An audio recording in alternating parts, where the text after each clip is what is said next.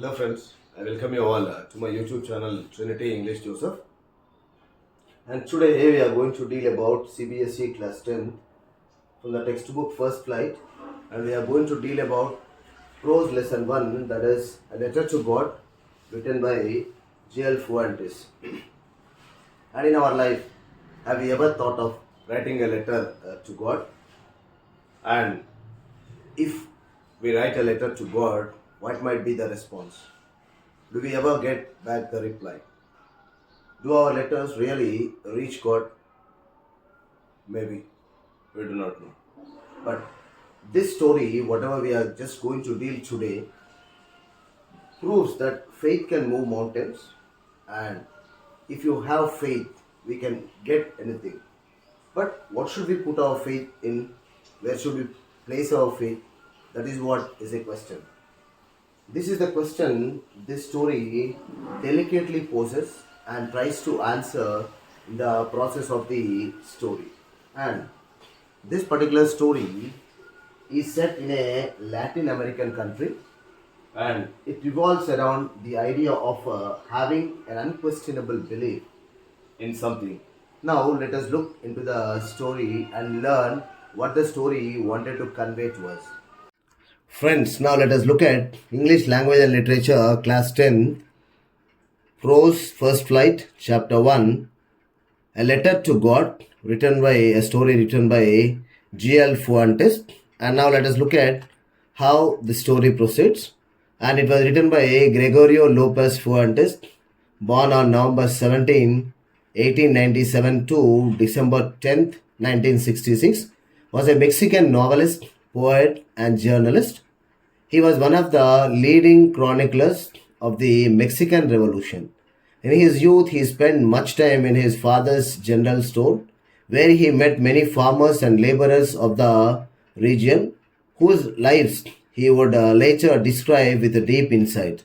His first success, Campamento 1931 encampment, was followed by several others dealing with aspects of the revolution,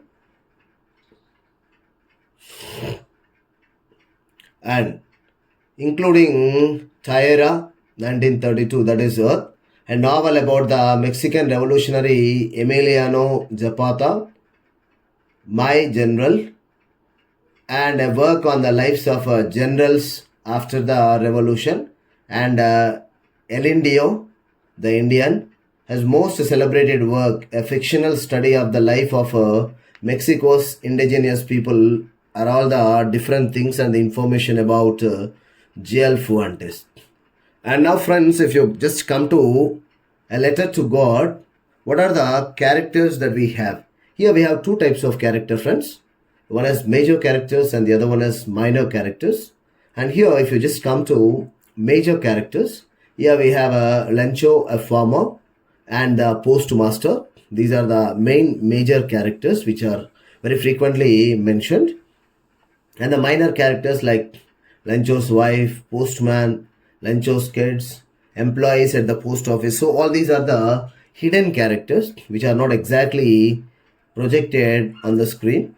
And even if they are projected, they are very, very minorly projected about. And friends, if you just look at the entire scenario here, A Letter to God, a mind map, if you just look at, we have different things like characters, postmaster, Lencho, and post office employees. And then if you just look at what are the symbols, hailstorm, money, those two things. So hailstorm represents life's unpredictable challenges, and money acts as a test of character for Lencho.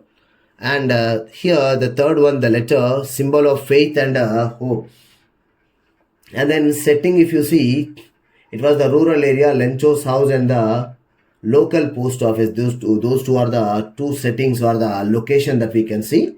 And the theme. So there are two themes here. One is faith and innocence, and the kindness and compassion of the things. And then what is the style in which it is written? Is simple and straightforward narrative.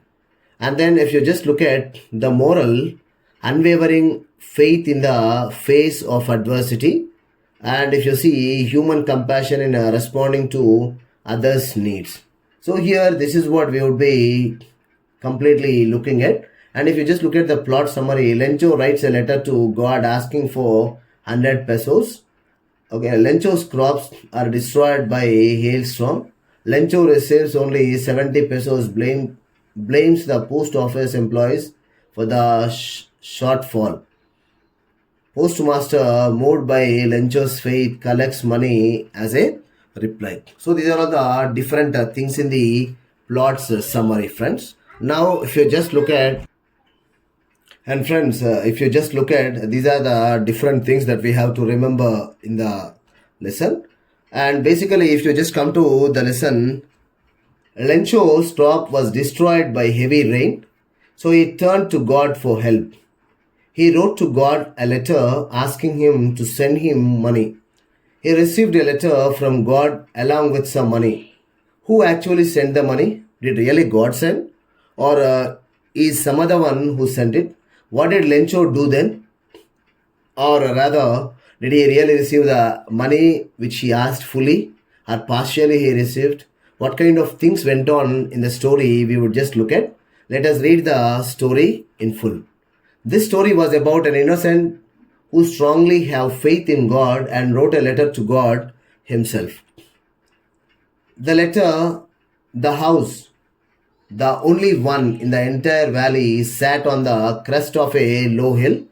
From this height, one could see the river, and next to the coral, the field of the ripe corn dotted with the kidney bean flowers that always promised a good harvest. The only thing the earth needed was a rainfall or at least a shower. This is what is the common problem generally people face, especially the farmers face in the rural areas. And when they face this kind of problem about the rain, they keep looking at God and for the help of God. And this is what very common thing that we generally see. It was during the meal that, just as Lencho had predicted, big drips of rain began to fall. In the northeast, huge mountains of clouds could be seen approaching. The air was fresh and sweet. And Lencho also was asking God, God, please provide rain. And as he asked, as he predicted, as he would get it, so he just started getting big drips of rain falling, and the air was fresh and sweet. We can easily understand when the first rainfall we experience, we can just get the sweet smell of the earth and the mud, and that is unpredictable, and the experience is unpredictable, friends. And now, it's really getting bad now, exclaimed the man mortified. I hope it passes quickly. Now, before whomsoever expected the rain, now started feeling sad for the rain. It's getting bad now, that's what he feels. I hope it passes quickly. Now he says that it has to pass quickly as it was getting excess. It did not pass quickly. It did not happen. For an hour, the hail rained on the house, the garden, the hillside, the cornfield, and the whole valley. The field was white as if covered with salt. And the hailstones, you might have seen it already, white in color. So we say stones, the stones of the rain, hailstorm. And it has fallen everywhere in the garden, hillside, cornfield, and everything. The field was white as if covered with salt with the hailstorm. Lencho is a man who devastated because of the hailstones that hits his farm and ruined almost everything. The corn was totally and completely destroyed. That night was a sorrowful one. All our work, nothing for. There is no one who can help us. That's what they felt. So they thought that no one could really help them in that regard. And this particular person, Lencho, had a profound faith on God. And what does he do? Lencho was an ox of a man working like an animal in the fields, but still he knew how to write. And then that's what we have to understand. Having full faith of God, he then wrote a letter to God. Now, in this devastating situation, in this helpless situation, he did not really know whom to write the letter. And finally, he wrote a letter to God, trying to seek help from God. God, he wrote, if you don't help me, my family and I will go hungry this year. I need 100 pesos in order to sow the field again and to live until the crop comes because the hailstorm. So he stops there and he could not even further proceed. He wrote to God on the envelope, put the letter inside, and still troubled went to town. At the post office, he placed a stamp on the letter and dropped it into the mailbox. The village postmaster opened it and reads it. And as you know very well, when it is written only to God, and we all know it does not go to God because God is nowhere a predictable or a human being or seen. So thus it cannot be delivered to God. That's what they were really surprised at the letter.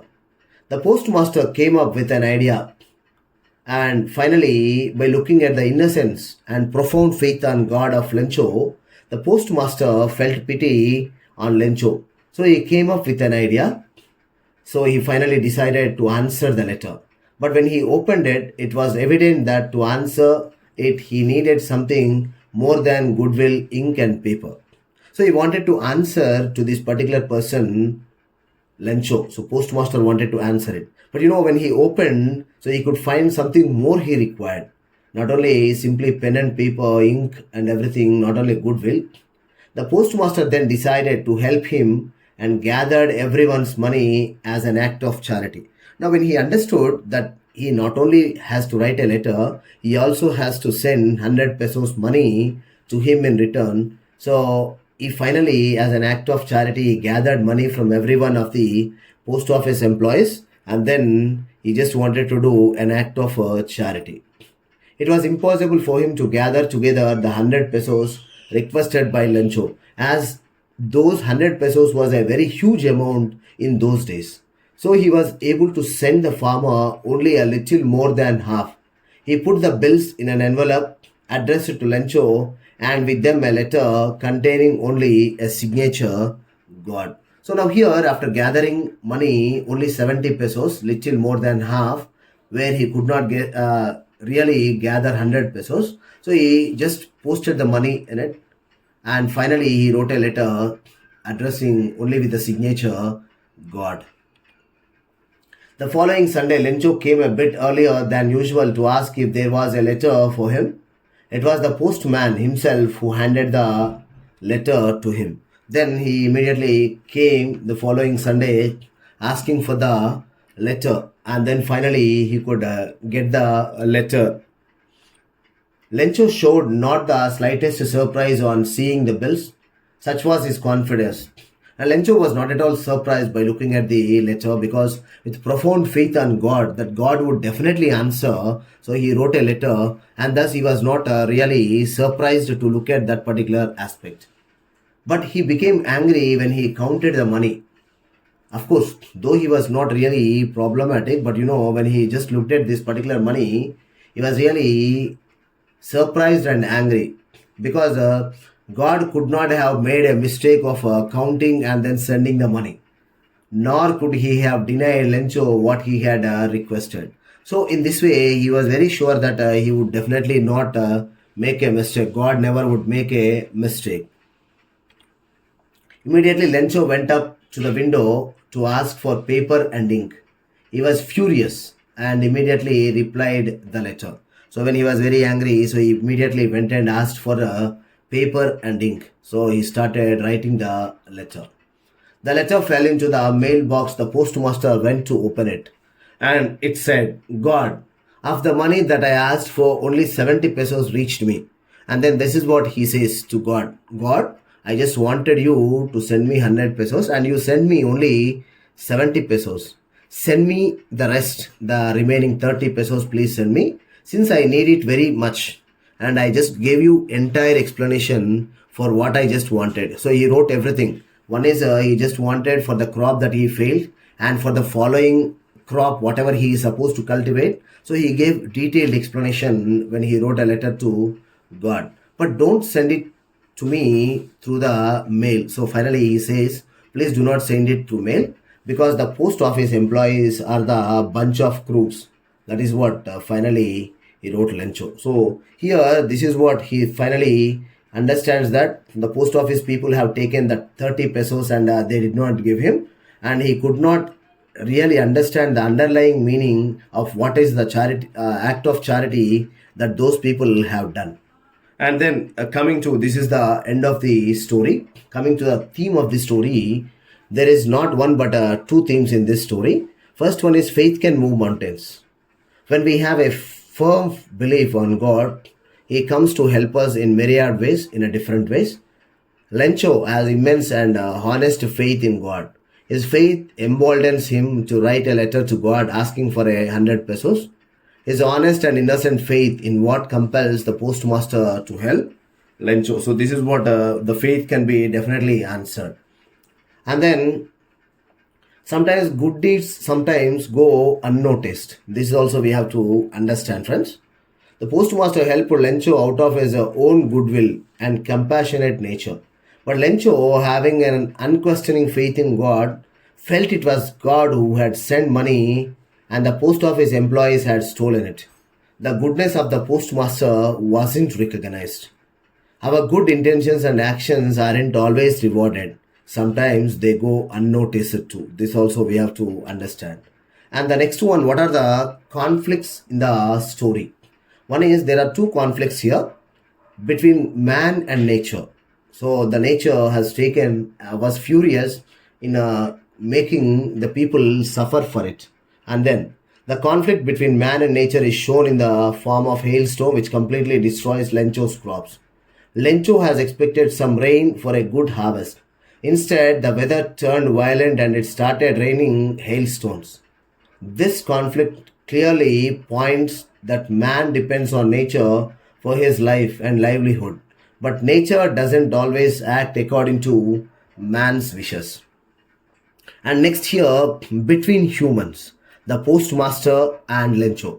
The postmaster helps Lencho, but Lencho, instead of being grateful, blames the postmaster and his colleagues for stealing money. He even goes to the extent of calling them a bunch of crooks. This conflict between the postmaster and Lencho tells us that a man doesn't always believe in another man, and this often gives rise to conflict. So, this is what we have to understand. And what is the irony here? Irony means the opposite of what is expected. In the story, we expect Lencho to be grateful and happy upon receiving the money. But he is not really happy. Instead, he is furious for not having received the full amount. It's an irony that instead of showing pleasure, he expresses his anger. Also, the postmaster had expected a certain amount of gratefulness on Lencho's part. But instead of being grateful, Lencho blames them for the theft of his money and calls them a bunch of crooks. And this is the irony here that we have to understand, that the goodwill and good deed of the postmaster, instead of getting recognition, or it is instead of getting the proper understanding, it is rudely blamed. So this is what we have to understand. And friends, so these are the some of the questions that we have here. So this is what we have to just answer them in our answer book. And friends, thank you once again to one and all for being with me. Thank you all. See you later.